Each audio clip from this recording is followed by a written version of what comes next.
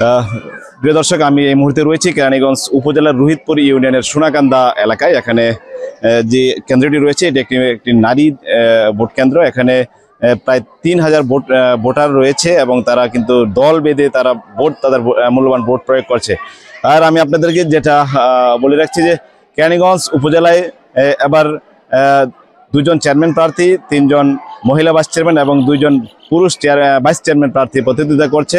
এবং এই উপজেলায় এবার মোট ভোটার হচ্ছে 6,11,610 জন ভোটার তাদের ভোট প্রয়োগ করছেন। এবং সকাল থেকে প্রতিটি কেন্দ্রে কিন্তু মানুষ প্রচুর ভোটার লক্ষ্য করা যাচ্ছে এবং তারা নির্বিঘ্নে ভোট দিচ্ছে। এখনো পর্যন্ত সেরকম কোনো অপ্রীতিকর কোনো ঘটনা ঘটেনি। এবং এখানে যে মূল প্রতিদ্বন্দ্বিতা হচ্ছে আনাস প্রতীকের 3বারের চেয়ারম্যান শাহিন আহমেদ এবং কাপ-পিচ মার্কায় লড়ছেন গ্রেনেড হামলায় আহত আলতাফ হোসেন বিপ্লব।